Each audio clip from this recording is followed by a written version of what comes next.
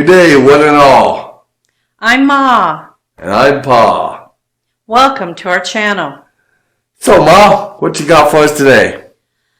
Well, it appears there's a few more people wondering if they're the AHs or not. Wait, is it me? Am I the AH? Not yet today. Well, day's not over.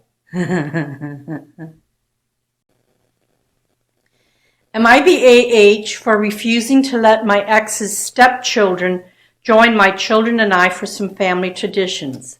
Both me and my ex are 33 years old, and we share 3 children, Alana, age 10, Jonah, age 8, and Callum, age 7.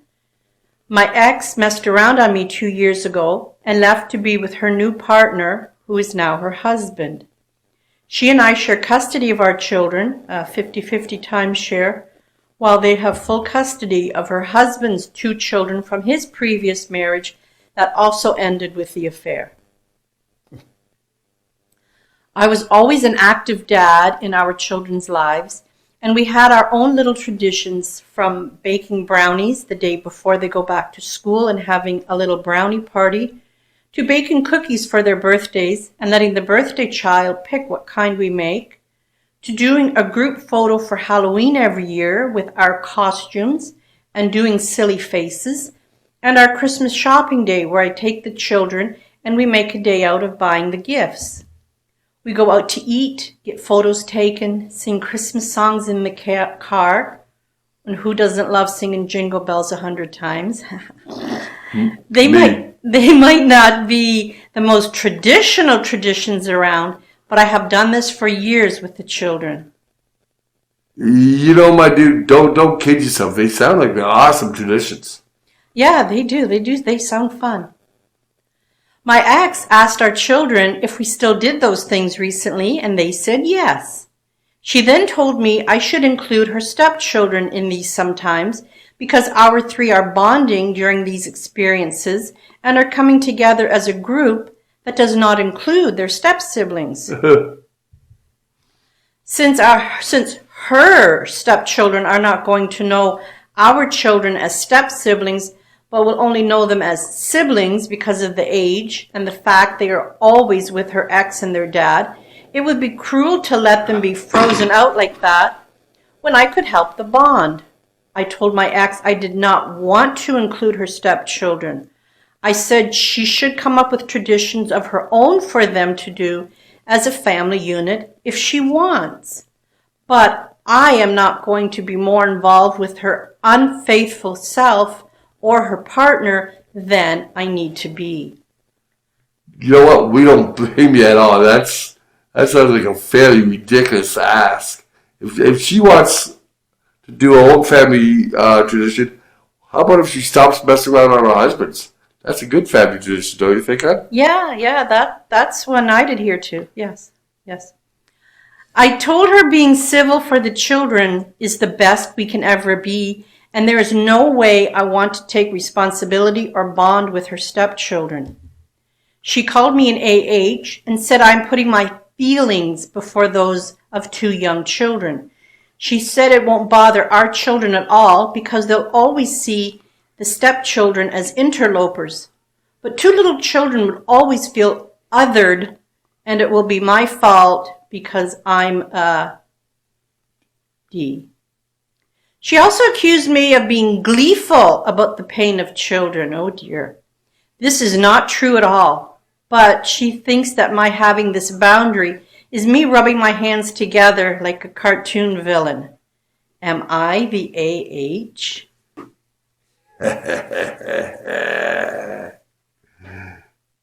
You're NTA. And your wife, I'm sorry, ex-wife, is a bit big of a AH than I think she even realizes. Yeah, sure, it's sad if these kids don't bond and whatnot, but I'm waiting for the part where that's your problem. She messed around on you. Her present husband messed around on his wife. And of course, eventually they'll probably end up cheating on each other again and wonder, How'd that happen? And any kind of bonding these kids have to do, that's strictly on them. I mean, She has them half the time, so why aren't they bonding on her dime? Excellent question to ask her. that's actually a really good point. I mean, she, as my wife just said, you got them half the time. She has more than enough time to come over with her own traditions. Anyway, let's take a look at some of the comments we got. NTA, unless your children are actively asking and want their step siblings to join them sometimes. As you said, it is her job to facilitate bonding when she has all the children together, not yours on your dime or your time. And NTA, clear cut, not your children, not your responsibility, legally or ethically. That's right. Am I the AH for kicking my cousin out of my wedding? I'm 28 and I was getting married and I wanted everything to be perfect, so I had some rules. Oh dear. One of the important rules was not bringing children to my wedding for various reasons. They could destroy the decor, and what would I even do if they got hurt? When I told my family and guests about this rule, they all seemed to understand except for my cousin, who's 30. She said I was being rude, and this was not a way to make her come to the wedding because I knew how clingy her children are. Her children are 3 and 4 years old. I simply told her no, I want my family to be there with no children. She still made a fuss out of it and asked me why I didn't book a children's area. A children's area was out of our budget, so it was definitely a no. I told her if she can't come, it's okay. I understand. The wedding day came, and I didn't expect her to come, but she did, and she came with her 2 children. Well, gee, nothing like a bit of self-entitlement to bring a wedding completely together. Yeah, nothing says I love you like disobeying. I immediately rushed her out of my wedding and told her I wasn't going to take this kind of disrespect. This made a whole scene, delaying my wedding for 15 minutes because a 30-year-old woman who couldn't follow simple rules. Some of the family thinks I'm an AH, but some think I did the right thing. You know what? Nah, you're good. I mean, we're here in Canada, and we've been to weddings where they had no restrictions, but more often than not, there are restrictions, especially when it comes to kids. Around here, the more dominant one would be, sure, you can bring your kids to the ceremony, but not the reception, which I totally get, because reception is more of a grown-up environment, where the more grown-up activities, the gags they pull, isn't exactly children friendly. And let's face it, they're not just drinking coffee though.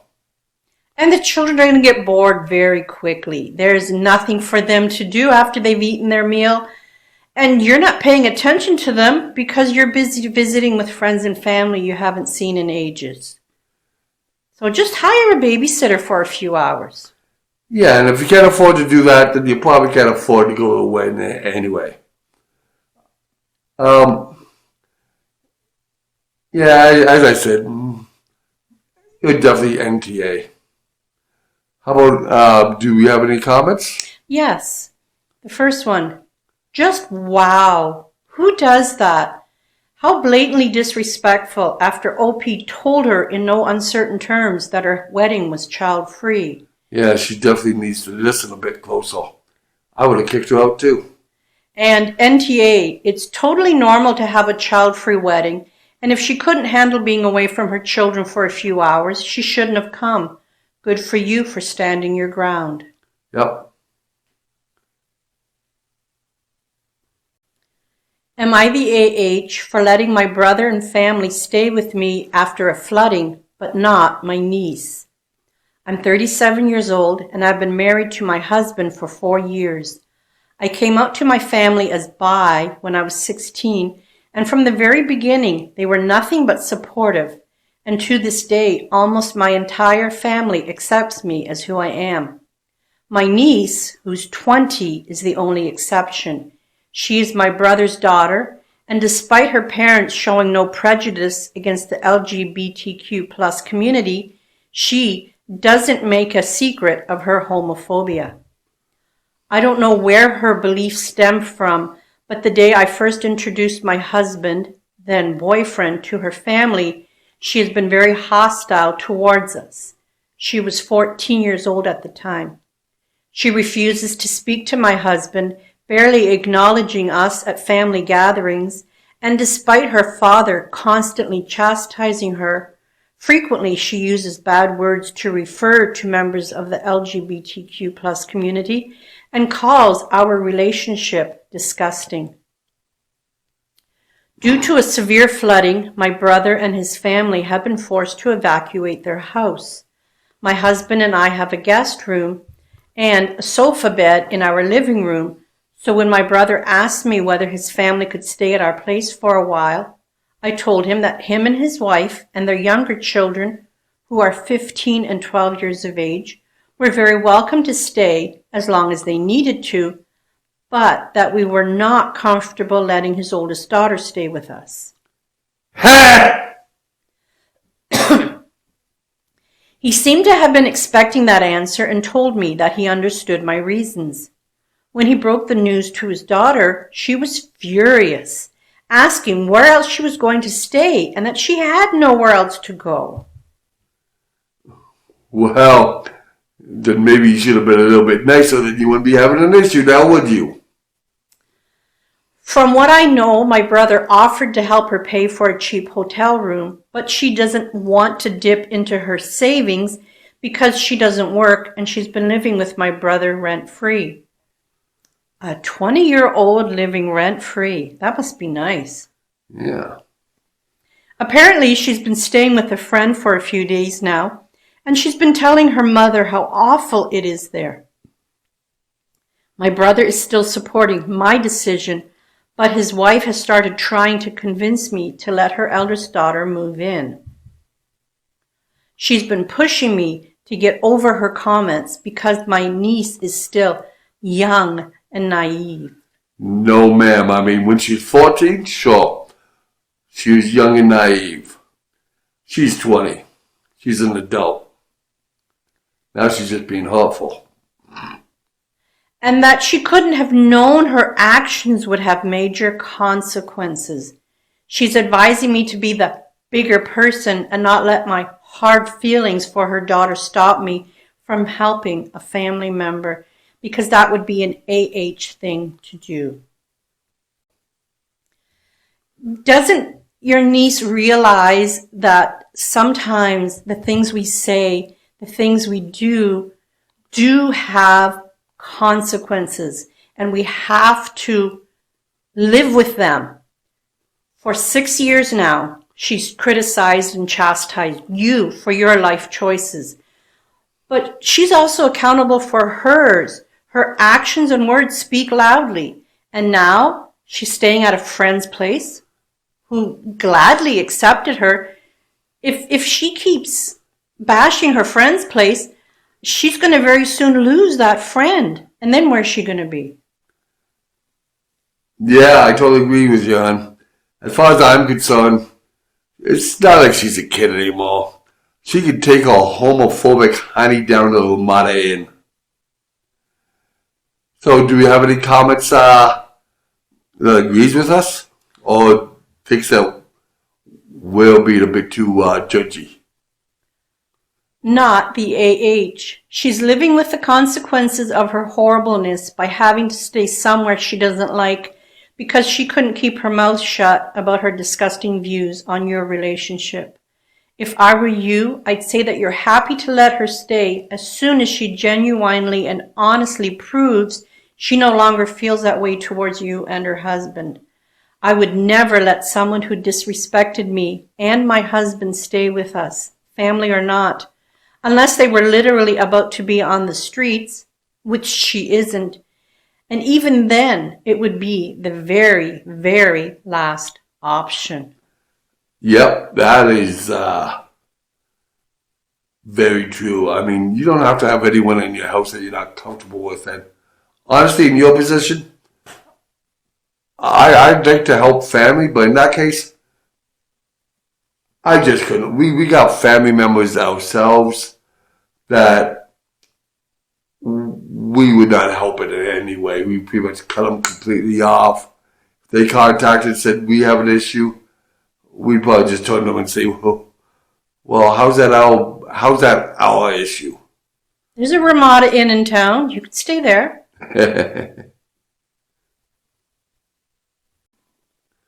Well, on that happy note, I think that's where we'll end it. Thanks again for stopping by, and don't forget to hit like and subscribe. That'll really help us out. And if any of you have any comments, you want to tell us what you thought of the stories, what you think of us, no swearing, please. Be kind. Our comments are always open. See you soon. See ya.